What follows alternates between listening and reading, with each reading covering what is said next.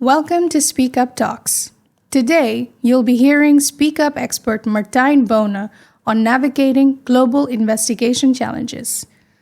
We covered the transition of whistleblowing from a time of traditional, confidential investigations to the current landscape. Learn tips, best practices, and many more from today's podcast. This podcast is an audio recording of our webinar. Find the full webinar on speakup.com.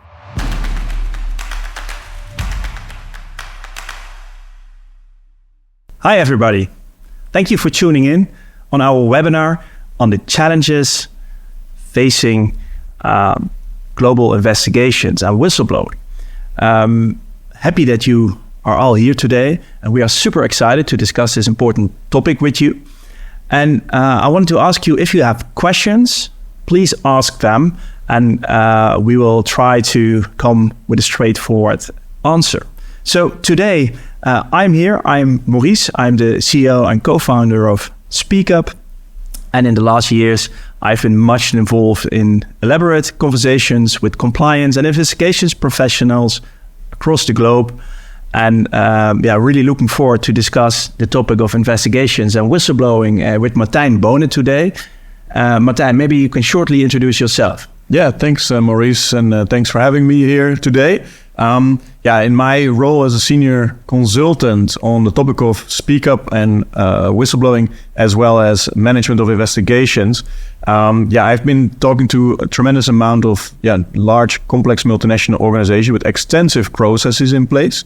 And that has given me quite some insights, and I'm really looking forward to share those with you today. Thank you, Martijn. So maybe to start with, together we have been talking to these investigations and compliance professionals over the last years. And why do we see, let's say, investigations professionals being more and more engaged when it comes to, for example, selecting a new whistleblowing mechanism and case management system? Yeah, I think it's a really good question to start the conversation, right? Because when really the topic of whistleblowing really hit off in the early 2000s, there was almost in no company an actual whistleblowing management process in place, because most companies were not having even a whistleblowing tool, right? And if there were issues, then there was not really a fully professionalized investigation process there. So it started maybe even with not really an investigation into resolving issues, but an investigation in what should we sweep under the rug, And nowadays is entirely different due to the various legislations and regulatory developments that we have seen, but also the professionalization of these processes in the companies themselves, where we see more and more, especially in the larger organization, that there are specific investigator roles now also part of this process. And obviously they carry a heavy part of this, because some of these companies happen to work on thousands of reports per year. So they have an entirely professionalized team dealing with that, and also with the investigations into some of those more significant issues. Yeah. And this is why they find it really important, because what we also see is that companies want to have the whistleblowing part, so like the raising issue part. They want to have it fully integrated with the management part, so the case management or investigation management part. Triaging. The triaging and managing that process. So we can talk later about how does the process generally look like, but the fact that it needs to be integrated and one smooth process, that is why we see the investigative professionals more and more really to the table, or also selecting the actual system where it starts. Sorry to interrupt you, but I think it's an interesting insight you share about the last years, that we see more and more engagement of investigations professionals when we discuss global whistleblowing. And I understand that whistleblowing cases serious cases needs to be triaged by an investigations department. Can you also maybe say that organizations over the last years have been becoming more matured when it comes to investigations? We have this, sometimes we say an organization has a higher, let's say, compliance maturity when there is an investigations department. How do you reflect on that? Yes, good point that you mentioned it. I would say that this is really the case, because the investigations team has a fundamentally different role than a compliance team, right? Investigative team is fully focused on, okay, there are accusations there, and they seem credible enough to warrant additional work and look into those accusations. So let's do that, and that's kind of their total focus as a team. Where as a compliance officer also has all kind of other roles and responsibilities, of course, in educating the company, managing policies, procedures, things like that. Yeah. So yeah, you could definitely say that if there's an investigation team in place, this often has to do with either really high development on risk management or in general maturity on compliance and of course management of ethics and integrity there. Yeah. And today we are talking about the challenges you as a compliance or investigations professional are facing when handling whistleblowing cases. Martijn, what are the challenges to global investigations you recognize? Yeah, so what has struck me in the last conversations that I had is that having a fully reliable environment where you can really handle from start to end your entire process in the way you want it as an investigator, and that in the way you want it is a crucial part there. This is really something that is the way you want it. You mean then flexibility, or? Yeah, so there has to be flexibility there, but because it starts, of course, with having adequate procedures in place, right? And this is, in principle, comes from the compliance perspective. Like, if you are doing investigation, if there is a report, we should demonstrate that we have a due process of dealing with that. But to actually do it in a best practice way, you must go much further than those adequate procedures. And luckily, we see that a lot of organizations also want that. But in order to organize that in a large multinationals where you have teams in 7 continents working together and you are responsible for having a global overview, and then this becomes challenging. And then you become really reliant on a technical environment, right? A system. Yeah. So this is one of those challenges. The other one is that once you have your basic system in place, it probably needs to change quite regularly as well because of changes in how the organization is structured or internal governance elements that adapt. You might be involved in M&A activities, acquiring other businesses that have a different way of working, but also obviously various regulatory changes that will influence how and when a report can come in and how does that then flow into the process of those investigations. So all of those things make life challenging for the investigative professionals and the teams responsible. And maybe I was traveling last month and I was speaking to a big multinational, and it was quite interesting for me. It was a large corporate multinational operating in I think it was more than 40 countries. And I was speaking to the global head of investigations, to the chief compliance officer as well.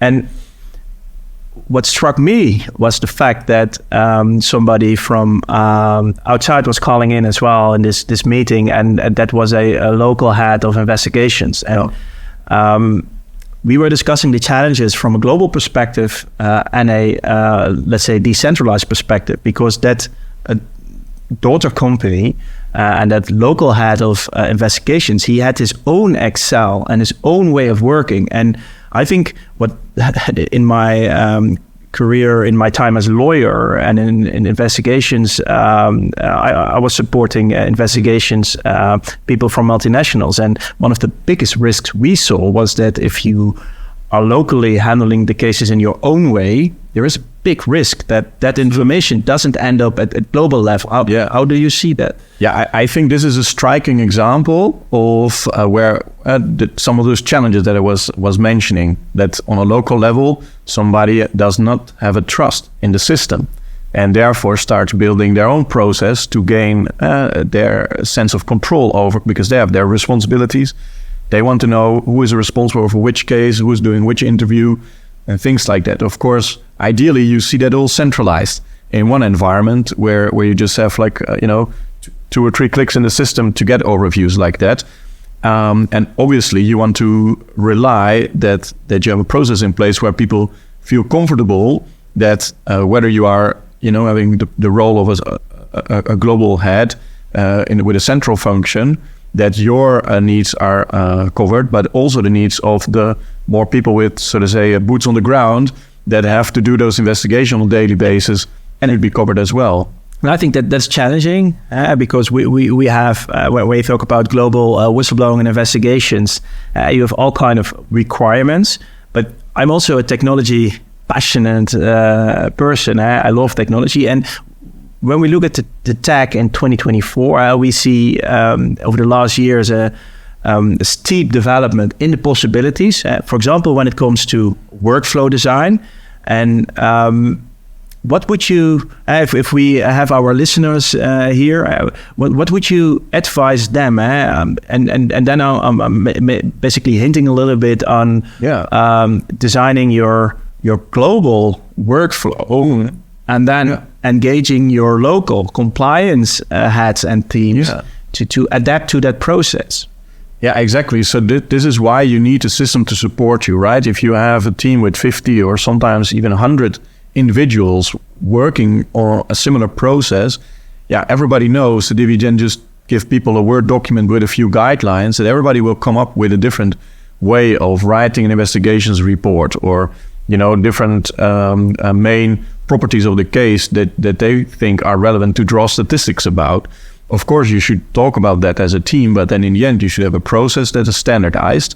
And this is crucial. And I have spoken to a few end responsible central individuals, and they had really a big problem because their system allows some of the local handlers to close a case without having supplemented the actual evidences that they did their job and things like that, because the system doesn't have a blocker, for example, built in to say, well, where is that attachment in which you demonstrate that the interview was performed or something like that. So with a workflow system, you can guide that, of course, and then you can make sure that somebody cannot close the case. So that's about global insight in also the local processes. Exactly. So you have to understand the local processes. Then you have to design, of course, a way that covers the needs of the process in APAC region or in Americas region. But once you have that in place, then everybody can work in a system and everybody keeps track of the same information and fills out the same data fields. Yeah. And that's, of course, exciting because if you have then standardized this process, then you get, of course, an extremely robust data set. Yeah, and that the data set is, I think, if you ask me, what is one of the big trends over the last years when it comes to whistleblowing or compliance, I think collection of data and extracting useful reports out of that. I think it's vital because that is the steering information. I believe you as a compliance and investigations department should also deliver to, for example, the board of directors and say, hey, this is happening from a risk profile or another perspective in our company, and let's act upon it. Yeah, exactly. And it goes further than that. What we discuss now with organizations is they say, we also want to be accountable for our efforts and what do we contribute to the organization. So they don't only manage an accusation and the accusation is substantiated or not. They also want to demonstrate, but out of these accusations, how many managers of seniority level X were involved in 2023 or accused, or and how many control weaknesses have we observed in the root cause analysis? And let's bring that information also to the table to demonstrate the value of doing quality investigations, because a quality investigation is, of course, also in that kind of way related to some internal audit element as well, which is super interesting and can provide a lot of value for the organization. If you find out that a very crucial process doesn't work and people are able to bypass it, and I know somebody's buying or signing contracts which they shouldn't be signing and things like that. Yeah, that brings also value to the organization in a completely different way that is not really related to the management of ethics and integrity, but has great business value as well. Interesting. And I see a question coming in from a global head of investigations, and I immediately see the buzzword AI. We've been discussing AI. I think, Martijn, in the last year, that was basically the most used word in our department here, I guess so. But I truly believe it is vital. And as a technology passionate person, I believe it is a game changer. And I see a question coming in. Basically, I'm going to ask a question to you is when it comes to global investigation processes and global investigation management, how could organizations and then in particularly a head of investigations and a team benefit from AI in a case management system? Yeah, well, I think it's a really good question, and we've definitely have some thoughts about this, of course. And what I think is the main contributor here is that the AI can kind of function as a basic triaging tool already at a really early stage, right? Because at basic triaging, it's all about what is the actual accusation being made. Do we have the concrete information of the persons that are being involved or accused? You know, do we have their names? Do we know who we should look into? But also basic information like, which plant is this case taking place? And some elements like that. And an AI can really function as a conversational partner for a potential reporter, for example, in which the AI can request that information, not in that traditional old school format of this big questionnaire, but in a style of a conversation. And the benefit, of course, is that the AI is really quick and can do that instantly. And out of that, you basically develop your initial triage moment on instant, so that it's already known what kind of policies might be flagged. It's already known to which location it pertains. So and basically that saves a lot of time. Yeah, time is always really relevant for the investigations team because most of them have relatively short time frames, maybe 2 or 3 weeks between start of the case and demonstrating an outcome, like what was the start to closure times.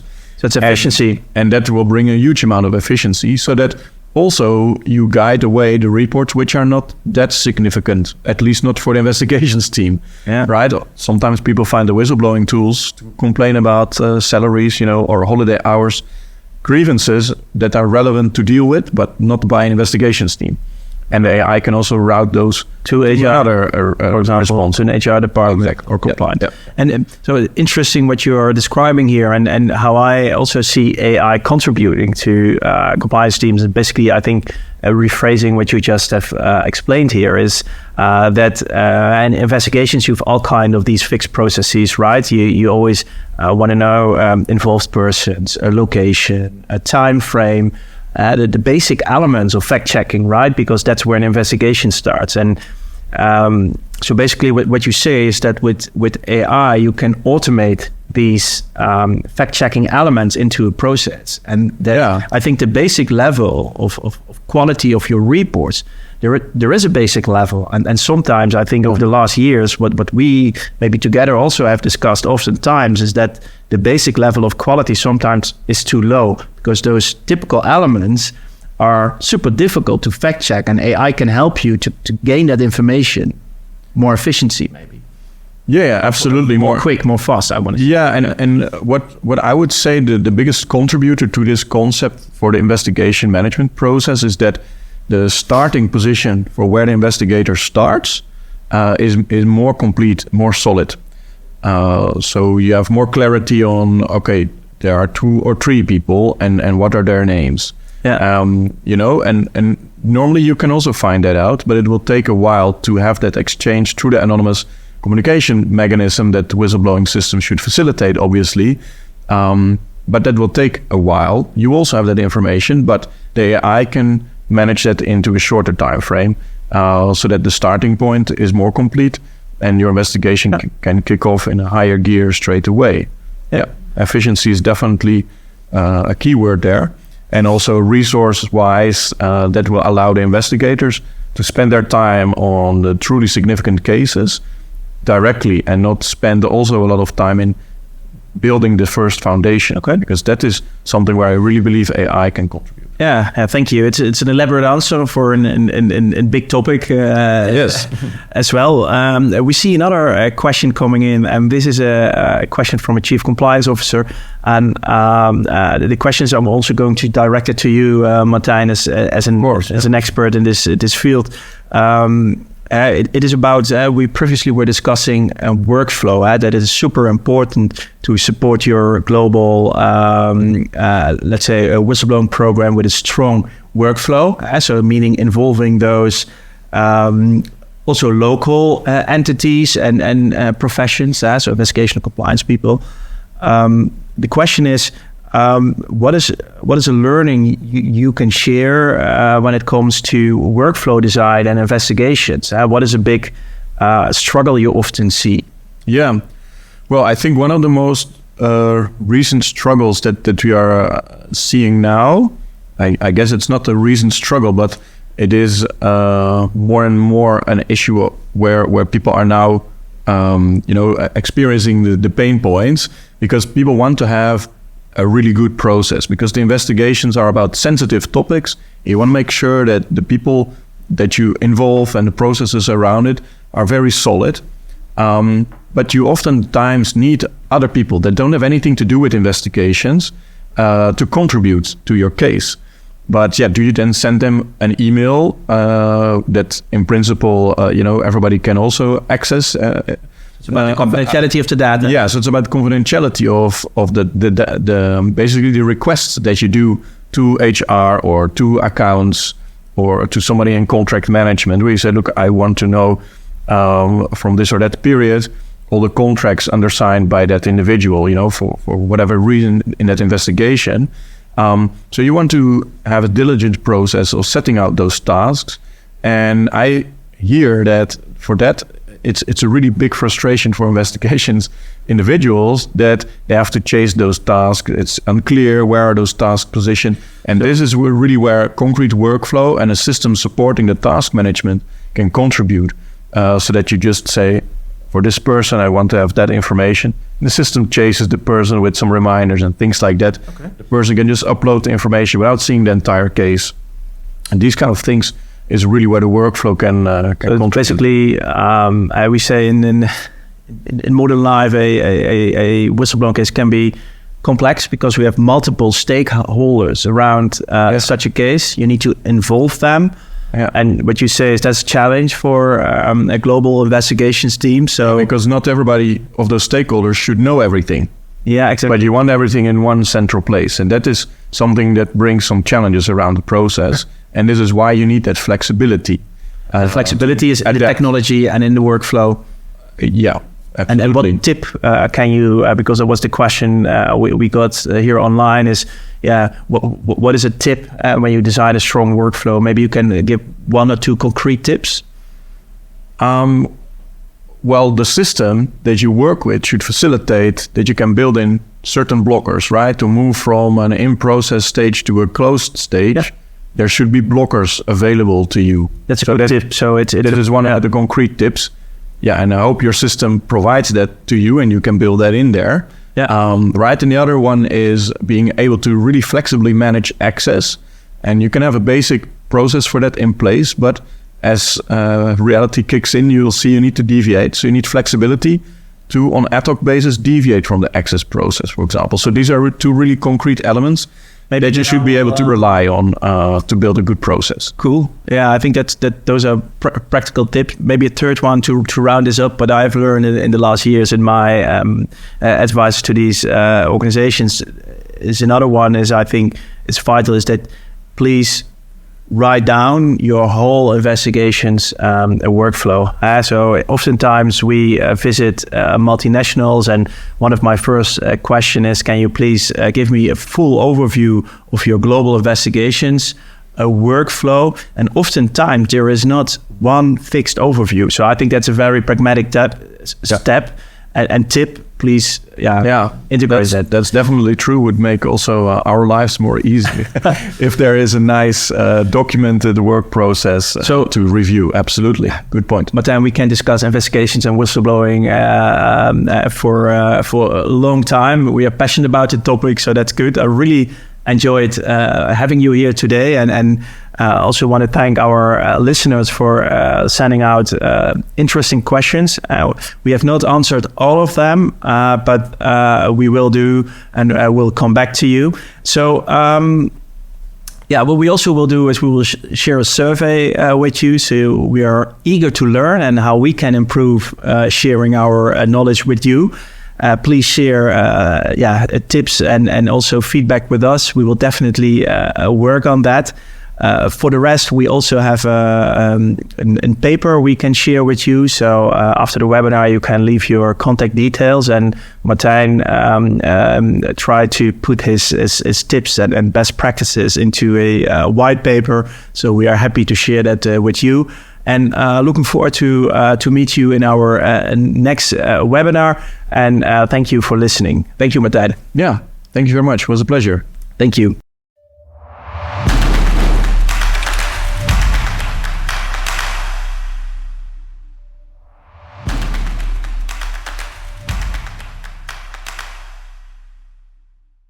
Thanks for tuning in to SpeakUp Talks. For more expert insights, visit speakup.com and check out our resources section. Keep an eye out for our next podcast. Till then, enjoy the summer.